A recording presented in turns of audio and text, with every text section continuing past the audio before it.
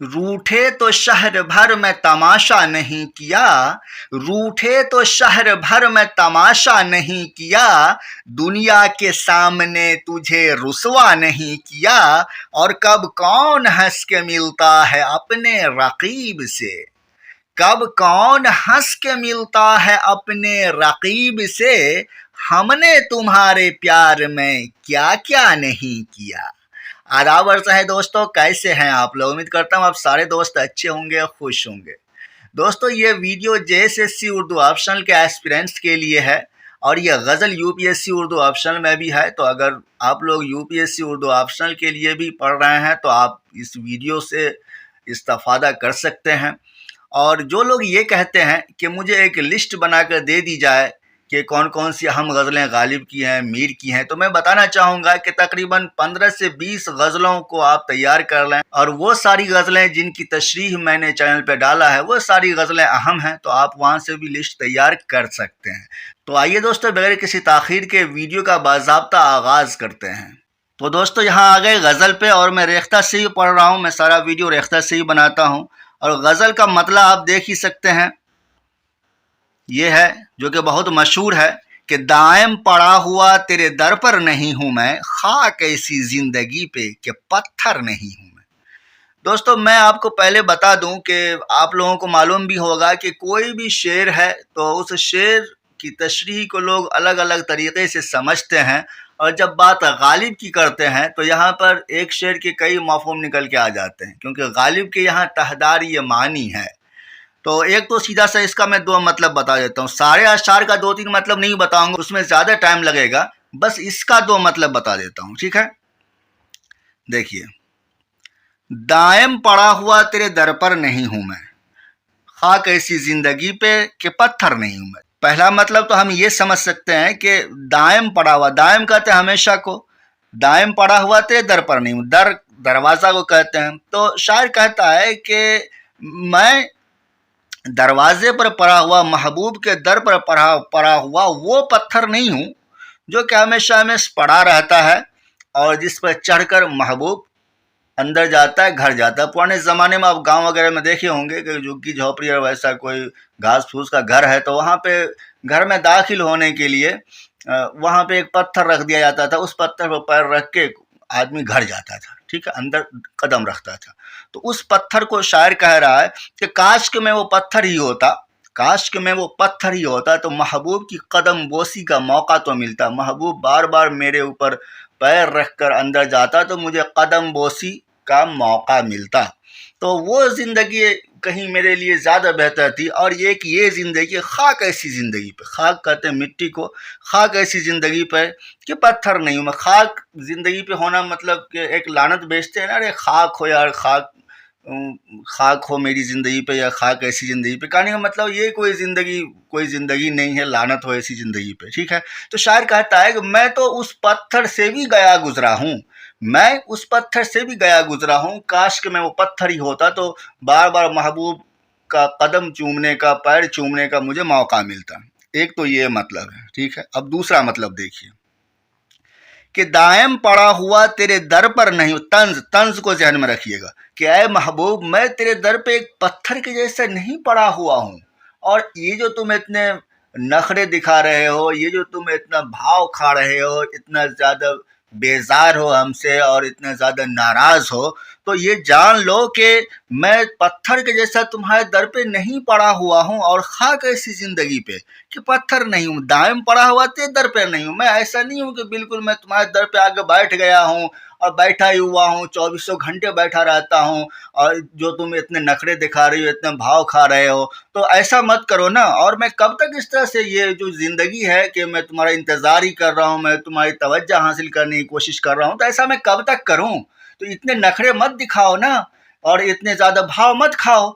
मैं इंसान हूँ, मैं थक सकता हूँ, मैं उकता सकता हूँ और मुझे ख़राब लग सकता है। तो आप ये जानो कि मैं कोई पत्थर नहीं हूँ जो तुम ये सोच रहे हो कि आगे बैठ गया पत्थर के जैसा तो बैठा हुआ है, चलो इनकी तरफ देखना ही नहीं है, इन पर तो कोई तवज्जो ही नहीं फरमाना है। तो ऐसा मत करो, क्योंकि मैं एक इंसान हूँ, मैं कोई पत्थर नहीं हूँ। और ये जो मेरी ज़िंदगी है कि मैं तुम्हारा अटेंशन अपने तरफ करने की कोशिश कर रहा हूँ, تو خاک ہو ایسی زندگی پہ، خاک ایسی زندگی پہ کہ پتھر نہیں ہوں، میں کوئی پتھر نہیں ہوں جو تم جو ہے میرے ساتھ پتھر جیسا سلوک کر رہے ہو، میرے طرف بھی دیکھو، میرے طرف بھی دیکھ کے مسکراؤ، توجہ فرماؤ میرے اوپر۔ تو کہنے کا یہ مطلب ہے، تو یہ دوسرا مطلب ہوا۔ تو آپ نے دیکھا کہ غالب کس طرح سے تحداری یہ معنی غالب کے کلام میں ہر جگہ آپ کو ملے گا، میں یہ نہیں کہہ رہا ہوں ہر شعر میں آپ کو مل جائے گا، لیکن بہت ایسے اشعار ہیں جس کے دو مطلب آپ بڑی آسانی سے نکال سکتے ہیں۔ اب کسی شعر کا دو مطلب اس میں نہیں بتاؤں گا، جسٹ ایک شعر کا دو مطلب بتا کے میں نے آپ کو یہ دکھانا چاہا کہ کس طرح غالب کی یہاں تحداری مانی، اور بھی بہت سارے اشعار ہیں۔ اس شعر میں دیکھیے، کیوں گردش مدام سے گھبرا نہ جائے دل، انسان ہوں پیالہ و ساگر نہیں ہوں میں۔ جو کوئی پیالہ و ساگر ہوتا ہے، یعنی کہ شراب کا وہ پیالہ جس میں شراب ڈال کے لوگوں کو پلایا جاتا ہے، تو ایک ہی کپ ہے یا ایک ہی پیالہ ہے اور اس میں شراب بھر بھر کے ہر کسی کو دیا جاتا ہے، تو وہ کوئی گھبراتا نہیں ہے، وہ کوئی تھکتا نہیں ہے۔ اب ظاہر ہے وہ کوئی انسان تو ہے نہیں کہ تھک جائے، یا کوئی جانور تو ہے نہیں کہ تھک جائے، تو وہ تو ایک بے جان چیز ہے، تو وہ کوئی نہیں تھکے گا۔ تو شاعر کہتا ہے کہ میں انسان ہوں، میں تھک سکتا ہوں، میں گھبرا سکتا ہوں، اور میں کوئی شراب ڈھال کے جو جس برتن میں دیا جاتا ہے وہ جو ہے وہ پیالہ نہیں ہوں۔ تو اس وجہ سے شاعر کہتا ہے کیوں گردش ہے مدام سے، جو مدام کہتے ہیں ہمیشہ کو، روز روز کی جو گردش ہے، ہمیشہ ہمیشہ کی جو گردش ہے، اس سے کیوں نہ گھبرا جاؤں، میرا دل کیوں نہ گھبرا جائے۔ میں انسان ہوں بھائی، پیالہ و ساگر تھوڑی ہوں جو نہیں گھبراؤں یا کہ نہیں تھکوں۔ تو اسی بات کو شاعر کہہ رہا ہے۔ اس میں بھی کہیں نہ کہیں شاعر جو ہے اپنی محبوب کی بے رخی کو بیان کر رہا ہے کہ محبوب آپ اتنا زیادہ ہمارے ساتھ جو نا اتفاقی یا اتنا زیادہ جو آپ ہمارے طرف توجہ نہیں دے رہے ہیں یا ہمیں گھاس نہیں ڈال رہے ہیں، تو آپ ایسا مت کریے، کیونکہ ایسا کرنے سے یہ ہوگا کہ میں تھک سکتا ہوں، میں گھبرا سکتا ہوں کہ میرا محبوب تو میری طرف دیکھتا تک نہیں ہے۔ چلیے آگے بڑھتے ہیں۔ کوئی ایسا بہت زیادہ مشکل نہیں ہے اس میں کہ بہت ویسا کر کے بیان کیا جائے، آسان سی غزل ہے اور بہت مطلب سامنے کے اشعار ہیں۔ ایک آدھ شعر ویسا ہو سکتا ہے تو میں تو بیان کروں گا ہی۔ دیکھیے، یارب زمانہ مجھ کو مٹاتا ہے کس لیے، لوح جہاں پہ حرف مقرر نہیں ہوں میں۔ تو یارب زمانہ مجھ کو مٹاتا ہے کس لیے، بھائی ہم کس چیز کو مٹاتے ہیں؟ جو کوئی ایکسٹرا لکھا چلا جاتا ہے، جو چیز نہیں لکھنی چاہیے وہ چیز اگر لکھ دیا گیا تو ہم اس کو کیا کرتے ہیں، مٹا دیتے ہیں۔ تو شاعر کہتا ہے کہ یارب یہ جو زمانہ ہے مجھ کو مٹانے میں کیوں لگا ہوا ہے، یعنی کہنے کا مطلب یہ ہے کہ یہ دنیا ہے، دنیا میں جو طرح طرح کی مصیبتیں، تکالیف، پریشانیاں ہیں میرے اوپر، تو ایسا کیوں ہے؟ لوح جہاں پہ، لوح کہتے ہیں تختی کو، جہاں کے تختی پہ حرف مقرر نہیں ہوں۔ مقرر ہونا مطلب دوبارہ سے لکھا چلا جانا، بار بار لکھا چلا جانا۔ جیسے کوئی بچہ کسی تختی پہ کوئی چیز اگر ویسا کر دیا کہ ایڈیشنل کچھ لکھ دیا تو اس کو مٹا دیا جاتا ہے۔ تو شاعر کہتا ہے کہ میں تو چلا جاؤں گا ایک دن، دنیا میں آیا ہوں، ایک دن مر جاؤں گا، ختم ہو جائے گی یہ دنیا ہی ختم ہو جائے گی، اور دنیا ختم ہونے سے پہلے میں خود ختم ہو جاؤں گا، میں خود چلا جاؤں گا۔ تو شاعر کہتا ہے کہ یہ دنیا پھر بھی مجھے مٹانے میں کیوں لگا ہوا ہے، یہ جو زمانہ ہے یہ مجھے ختم کرنے میں کیوں دن رات ایک کر دیا ہے کہ کس طرح سے غالب صاحب کو ختم کر دیا جائے، غالب صاحب کو مٹا دیا جائے۔ تو میں کوئی ایسا ایکسٹرا لکھا ہوا کوئی چیز تو ہوں نہیں کہ آپ جو ہے یہ زمانہ جو ہے ہمیں مٹانے کے پیچھے پڑا ہوا ہے۔ یعنی کہنے کا مطلب یہ ہے کہ یہ جو دکھ، تکلیف، مصیبت ہے میرے اوپر، تو ایسا کیوں ہے؟ یہ تو ختم ہونے کی چیز ہے تو ختم ہونا چاہیے، اور میں کوئی ایسا تو ہوں نہیں کہ بالکل ایڈیشنل لکھا چلا گیا ہوں اور غیر ضروری لکھا چلا گیا ہوں کہ اس کو جو ہے مٹا دیا جائے۔ یہ جو ہے شاعر صاحب اپنے دکھ تکلیف کو کچھ الگ انداز میں بیان کر رہے ہیں کہ یارب زمانہ مجھ کو مٹاتا ہے کس لیے، میں تو مٹ ہی جاؤں گا نا، دنیا کے سارے لوگ مٹ جائیں گے، لوح جہاں پہ حرف مقرر نہیں ہوں میں۔ چلیے آگے بڑھتے ہیں۔ حد چاہیے سزا میں عقوبت کے واسطے، آخر گناہ گار ہوں کافر نہیں ہوں میں۔ عقوبت کہتے ہیں کہ پریشانی کو، دکھ کو، قید مطلب پنش جو کیا جاتا ہے اس کو۔ تو حد چاہیے سزا میں عقوبت کے واسطے، اگر مجھ سے کوئی بھی غلطی ہوئی ہے، ٹھیک ہے، تو اس کی جو سزا ہے اس سزا میں حد چاہیے، کیونکہ اللہ پاک نے کہا ہے کہ بھائی اگر کوئی انسان جو کہ مسلم ہے، اللہ کا نام لیا ہے، کبھی بھی لا الہ الا اللہ پڑھا ہے ایک بار بھی، تو ان کو اٹھا کے ایک دن ضرور جنت میں ڈالا جائے گا، بھلے وہ جہنم میں کتنے سال بھی کیوں نہ جل لے۔ تو شاعر کہتا ہے کہ میں گنہگار ہوں، اور گنہگار کے بارے میں تو یہ آتا ہے کہ بھائی اگر آپ نے کوئی گناہ کیا ہے اور اللہ پاک کچھ زیادہ ہی ناراض ہو گیا ہے، وہ آپ کو معاف نہیں کر کے آپ کو پنش ہی کرے گا، تو کچھ دن ہی پنش کرے گا، کچھ دن ہی پنش کرے گا، پھر اس کو اٹھا کے پھر آپ کو اٹھا کے جنت میں ڈالا جائے گا۔ تو شاعر کہتا ہے کہ حد چاہیے، حد چاہیے سزا میں عقوبت کے واسطے، کہ جو میری غلطی ہے، جو میرا گناہ ہے، اس میں کچھ دن سزا مل کر کے، سزا دے کر کے اس میں ہمیں راحت دینا چاہیے، اس میں ہمیں جو ہے پھر آزاد کر دینا چاہیے، پھر میری سزا کو ختم کر دینی چاہیے۔ آخر گناہ گار ہوں، میں گناہ گار ہوں، کافر نہیں ہوں۔ کافر کے بارے میں آتا ہے، آپ جانتے ہیں کہ کافر یعنی منکر، مشرک، جو بھی شرک کرتا ہے، اللہ پاک تو ہر گناہ کو معاف کر دیں گے سوائے شرک کے۔ اگر اللہ معاف کرنے پر آئے تو سارے گناہ آپ کے معاف کر دیں گے سوائے شرک کے، یعنی کہ شرک مطلب اللہ کی ذات میں کسی کو آپ نے شریک کر لیا ہو کہ بھائی 2 اللہ ہے، 4 اللہ ہے، ایسا آپ نے سوچ رکھا ہو یا ایسا کیا ہو، تو اس کو اللہ پاک معاف نہیں کریں گے، آپ جانتے ہیں۔ ویسے بھی خود بھی اللہ نے عقل، سمجھ، شعور دیا ہے، تو آپ کو کسی کو کیا لگتا ہے کہ بھائی 2-4 اللہ ہوں گے؟ کیا ایسا ہو سکتا ہے کیا کہ بھائی 2-3 اللہ ہو؟ ایسا تو پاسبل ہی نہیں ہے۔ 2-3 اللہ ہوتا تو کب کے جو ہے دنیا ختم ہو جاتی، چلتی ہی نہیں۔ بھائی اللہ ایک ہے تبھی تو دنیا چل رہی ہے، 2 اللہ ہوتا تو ایسے میں تو بہت دقت ہو جاتی بھائی۔ کوئی کہتا ہے کہ نہیں آج تو بارش ہوگی، کوئی کہتا ہے کہ نہیں آج تو دھوپ نکالیں گے، کچھ بھی ہو سکتا تھا بھائی صاحب، کچھ بھی ہو سکتا تھا، دونوں میں اختلاف ہوتا، لڑائی جھگڑا ہوتا اور دونوں ایک دوسرے کے مخالف ہوتا، نہیں ہم رول کریں گے، دوسرا کہتا نہیں ہم رول کریں گے، تو بہت گڑبڑ ہو جاتا ہے اس سمے۔ یہ اللہ ایک ہی ہے تبھی یہ سسٹم چل رہا ہے، ٹھیک ہے۔ تو حد چاہیے سزا میں عقوبت کے واسطے، آخر گناہ گار ہوں، کافر نہیں ہوں میں۔ تو شاعر جو کہنا چاہ رہا ہے کہ دنیا میں جو اس طرح سے میرے اوپر دکھ، تکلیف، مصیبت کا پہاڑ ٹوٹ پڑا ہے، اور اس طرح سے جو ہمیں بہت زیادہ پریشانیاں ہو رہی ہیں، تو اس کی ایک حد چاہیے۔ اگر مجھ سے کوئی خطا ہوئی ہے تو اب ختم کریے نا، کب تک، کیا قیامت تک سزا دیتے رہیں گے کیا؟ تو آخر میں گناہ گار ہوں، گناہ کی سزا دے کے چھٹی کریے۔ اب یہ تھوڑی ہے کہ ہمیشہ کے لیے آپ جو ہے بالکل ایک منکر اور مشرک انسان اور کافر انسان کے جیسے پنش کر رہے ہیں۔ تو یہ شاعر جو ہے اس بات کو اس میں بیان کر رہا ہے۔ آپ کو جیسے سی اردو آپشن میں یہ بھی کر سکتا ہے، کوئی ایک مصرع دیکھ کر کے دوسرا مصرع پوچھے گا، ٹھیک ہے، یا کسی خاص لفظ کا مطلب پوچھے گا، یا کسی خاص شعر کا مفہوم پوچھے گا کہ شاعر کس سینس میں بات کر رہا ہے، شاعر کا کیا خیال ہے، ایسا کچھ بھی پوچھ سکتا ہے۔ کس واسطے عزیز نہیں جانتے مجھے، لالو زمرد و زر و گوہر نہیں ہوں میں۔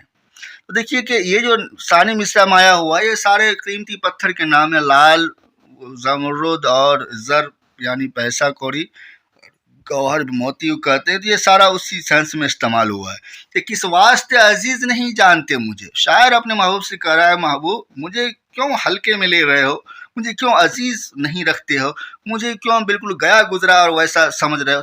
طنز ہے شعر میں کہ کیوں ایسا سمجھ رہے ہو؟ کیا اس لیے کہ میں لال و زمرد و زر و گوہر نہیں ہوں، میں کوئی بہت قیمتی پتھر نہیں ہوں؟ قیمتی پتھر ہوتا تو تم جو ہے مجھے بہت اچھے سے رکھتے، اٹھا کر کے بہت تجوری میں رکھتے اور بہت زیادہ اس کی حفاظت کرتے۔ چونکہ میں لال، زمرد و زر و گوہر نہیں ہوں میں، تو اس وجہ سے جو ہے میری اہمیت تمہاری نظر میں کچھ بھی نہیں ہے۔ یہی بات ہے نا۔ اس طرح سے شاعر اپنے محبوب سے مخاطب ہو کے کہتا ہے۔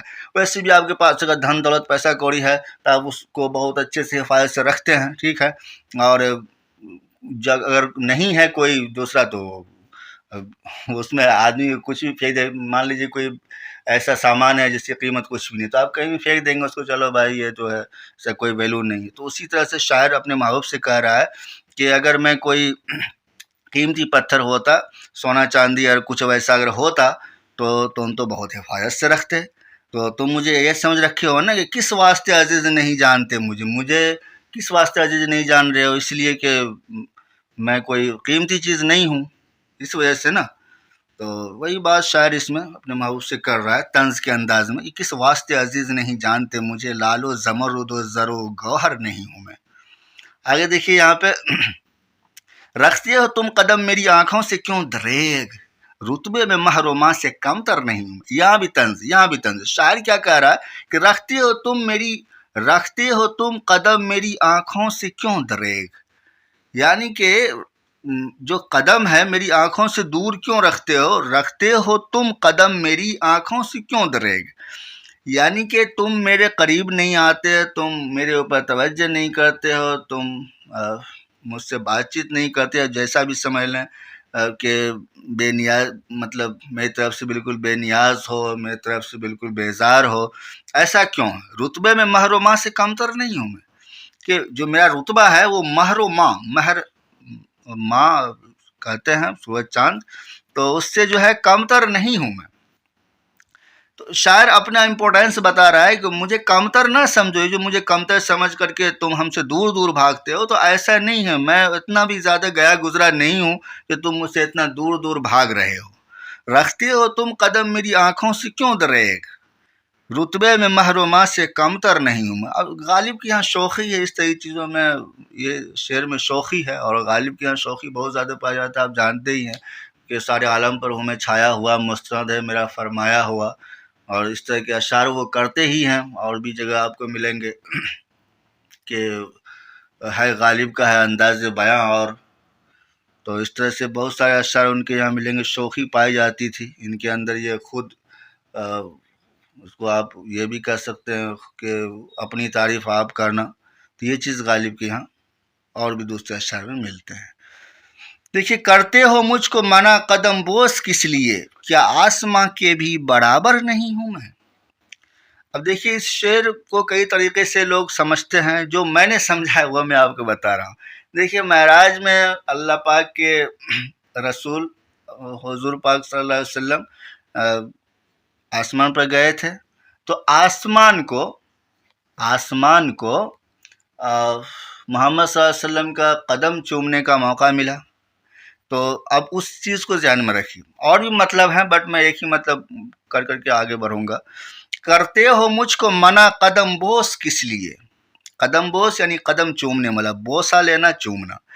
کرتے ہو مجھ کو منع قدم بوس کس لیے، یعنی کہ اے قدم بوس، اے قدم چومنے والے، میرا قدم چومنے سے تم منع کیوں کر رہے ہو؟ کیا آسماں کے بھی برابر نہیں ہوں میں؟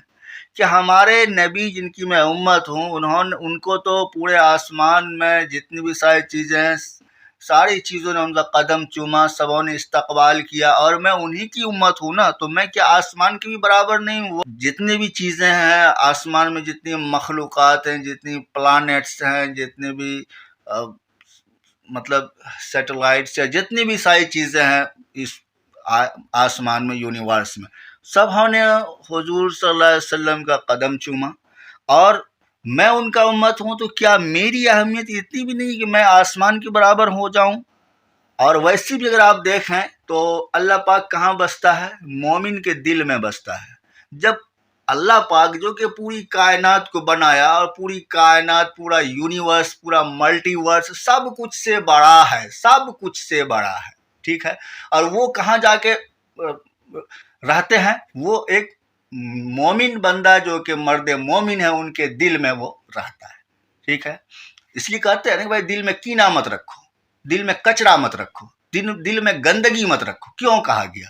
کیونکہ وہ اللہ کا گھر ہے، اور اللہ کیا ہے؟ اللہ پاک ہے، اللہ پاک ہے۔ تو جب آپ دل میں کوڑا کچرا، کینہ، بغض یہ سب رکھیں گے، تو اللہ آپ کے دل میں جا کے رہے گا کیا؟ نہیں رہے گا نا، کہے گا ارے یار یہ گندگی ہے یہاں، میں تو پاک ہوں، میں تو پاک ہوں، اور یہ دل ان کا دیکھو کتنا کچرا ہے، کتنا گندا ہے، تو میں کیوں ان کے دل میں رہوں؟